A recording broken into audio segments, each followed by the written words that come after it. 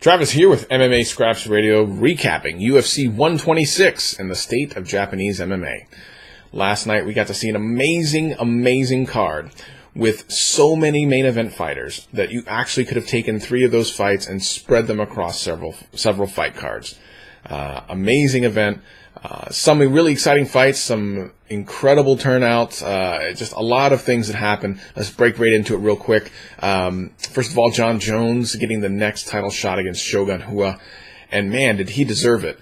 He just seems to make everything so easy. Even when he goes against some really tough opponents, he just cuts through them like a hot knife through butter. He improves every time, and one of the things that actually concerns me about this is that maybe it is too easy for Jon Jones. And I hope that he doesn't believe the hype that's going on behind him, because to be honest, he is incredibly talented. And if he keeps himself centered and very humble, he will go all the way and could be the next Anderson Silva of his weight division. Speaking of Anderson Silva, just when you start to doubt him, he comes through with another amazing knockout against Vitor Belfort. Front kick, amazing stuff.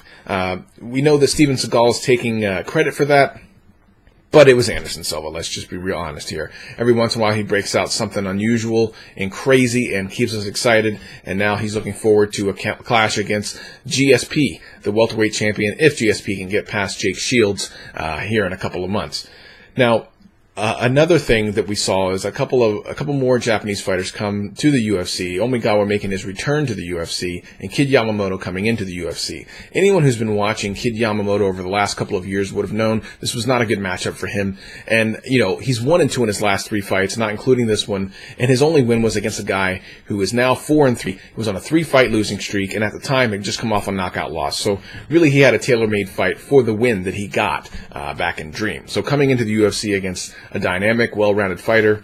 You have to remember his last 2 fights where he lost against fighters that were well-rounded, and it's just one of those things. And we'll see if Kid Yamamoto will alter his game, start to use takedowns, as he said he would in an interview with Ariel Helwani, that he wants to implement takedowns now. This is not a surprise. You're coming to the U.S., takedowns are part of the game. It's not K1, it is MMA. Speaking of that, a lot of Japanese fans very upset about the 2 losses last night. And of course, the thing that comes out immediately is all the boo birds and talking about takedowns and lay and pray and all this other stuff. Look, it's mixed martial arts. If you want to see stand and bang, watch K1. K1 is amazing. One of the most amazing stand-up sports in the world. If you want to watch that, it's great. Mixed martial arts is everything. And for someone that says, well, he's just taking him down, laying and praying, the reality is, if that's all it is, all you have to do is learn how to reverse that. Chuck Liddell did that for many years. No one could take him down, and the few people that could take him down couldn't keep him down. If you're going to be taken down, if that's your weak point, you need to learn how to get back up. Kid Yamamoto actually showed a lot of improvement, being able to get back up in his fight against Demetrius Mighty Mouse Johnson. So he just needs to take it to the next level and maybe be the aggressor taking people down, so he's not always worrying about defending.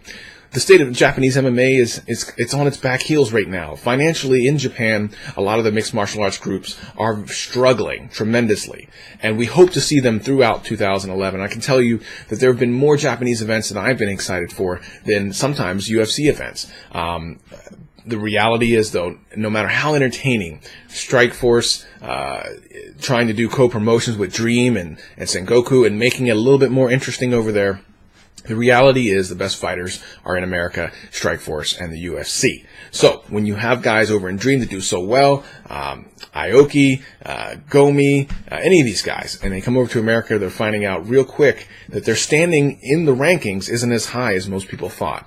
This doesn't mean that they're not good fighters. This doesn't mean that they're not entertaining. It doesn't even mean that Japanese MMA is dead. It just means it's a different game over here. Just like basketball was for many years, where the U.S. used to dominate, absolutely dominate everyone. Now, we actually had to put together an all-star team to do anything against some of these other international basketball teams. It's kind of the same thing. If you play in your own yard, you're always going to do well.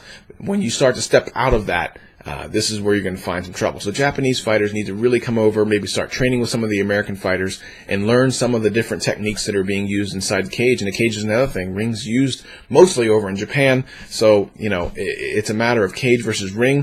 Kid Yamamoto did say that there was a slight difference there. But the reality is the way the fight game works is different over here. doesn't mean that the Japanese fighters are not skilled. It does not mean that Japanese MMA is dead. It just needs to evolve. For MMA Scraps Radio, I'm Travis. Check us out, MMAScrapsRadio.com, for all the recaps, all the interviews, and all the cool stuff. See you next time.